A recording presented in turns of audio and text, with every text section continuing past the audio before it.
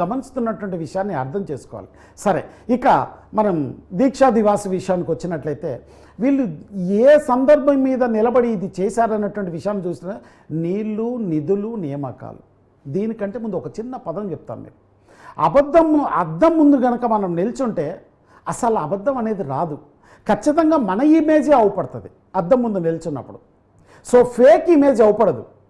కానీ ఇక్కడ గత ప్రభుత్వం చేసినటువంటి తప్పిదాలన్నిట్లు కనుక తీసి మనం గమనించినట్లయితే వాస్తవంగా ఆ తప్పిదాలన్నీ కూడా బయటకు వస్తాయి.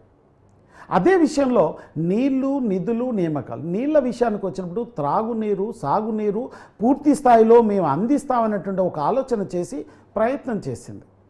ఆ ప్రయత్నం నుంచి ఎవరు లాభపడ్డారన్నటువంటి విషయాన్ని గమనించినట్లయితే త్రాగునీరు విషయంలో మరి గమనించుకున్నట్లయితే ఆ విషయంలో మరి కేటీఆర్ గారు పూర్తి స్థాయిలో భగీరథ స్కీము నుంచి తన అనేక ప్రాజెక్టులను ఏర్పాటు చేసి ఆ ప్రాజెక్టులో ఈ కావాల్సినటువంటి పైపులన్నీ తయారు చేసి అక్కడి నుంచి తీసుకెళ్ళి వేశారు. మరి ఇవి పూర్తి స్థాయిలో అందరికీ మంచినీళ్ళు అందినాయంటే మరి ప్రజల దగ్గర నుంచి మాత్రం వస్తున్నటువంటి మాట ఏంటంటే లేదు, కొంతమందికే వస్తున్నాయి. అది కూడా ఈ బీఆర్ఎస్ కార్యకర్తలకు మాత్రమే ఇస్తున్నటువంటి సందర్భం ఉన్నటువంటి ప్రజలు ఎత్తి చూపుతున్నటువంటి సందర్భాలు చూస్తున్నాం. ఇప్పటికీ కూడా చాలామంది ఇళ్లలో నల్లా లేవు. కానీ ఆ సందర్భంలో కేసీఆర్ ఒక మాట అన్నాడు. ఏంటి ఆ మాట? ఒకవేళ గనక నేను మీకు అందరికీ నల్లాల ద్వారా మంచినీరు ఇవ్వనట్లయితే మళ్ళీ నేను మిమ్మల్ని ఎన్నికలకు వచ్చి ఓట్లు అడగను అన్నాడు. కానీ చాలా సందర్భాల్లో మరి వాళ్ళకి నీళ్లు రానటువంటి పరిస్థితిని అందరం గమనించాం. వీళ్ళు ప్రజలందరూ కూడా రోడ్ల మీదకి వచ్చి మరి గొడవ చేసినటువంటి సందర్భాన్ని కూడా మనం గమనించాం.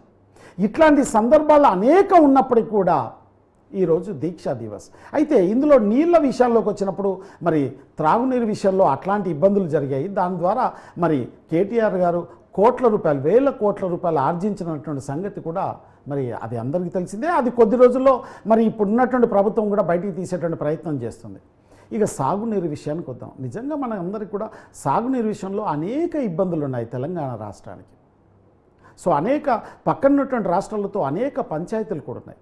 సరే, ఆ విషయంలో పక్కనున్నటువంటి మహారాష్ట్రతో తను ప్రయత్నం చేశాడు, తీసుకొచ్చేటువంటి ప్రయత్నం అక్కడి నుంచి వాటర్.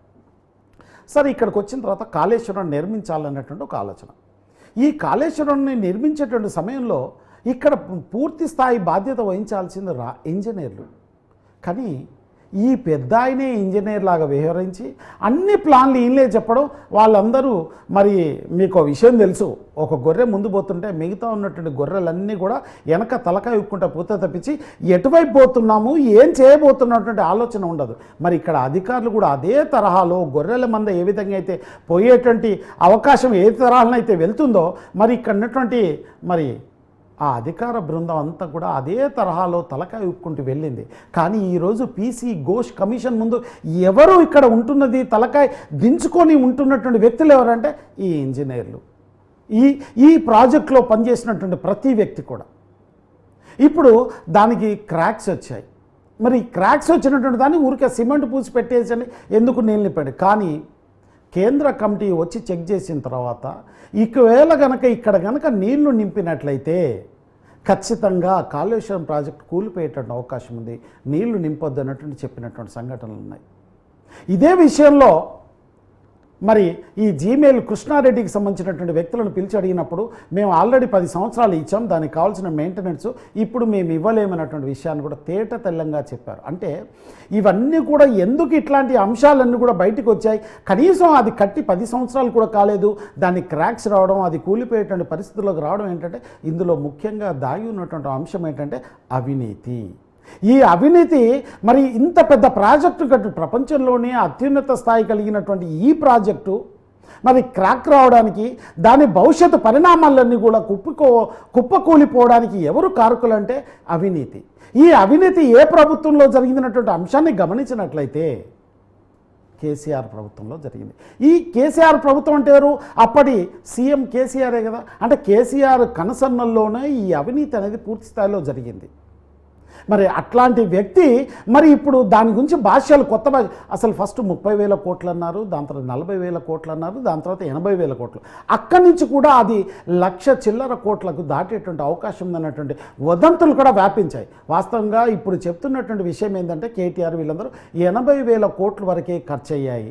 కానీ ఇప్పుడు ఆ లెక్కల పరిస్థితులు అన్నీ తీస్తే కూడా 1,30,000 కోట్లు దాటే పరిస్థితి వచ్చిందని ఈ ప్రభుత్వం చెప్తున్నటువంటి సందర్భం. సరే, ఇట్లాంటి విషయాల్లోకి వచ్చినప్పుడు, నీళ్ళ విషయంలోకి వచ్చినప్పుడు, ఈ ముఖ్యంగా సాగునీరు విషయంలోకి వచ్చినప్పుడు ఇది నీళ్లు, దాని తర్వాత నియామకాలు. వాస్తవంగా మన రాష్ట్రంలో మరి ఉమ్మడి ఆంధ్రప్రదేశ్ నుంచి విడిపోయిన తర్వాత మన రాష్ట్రంలో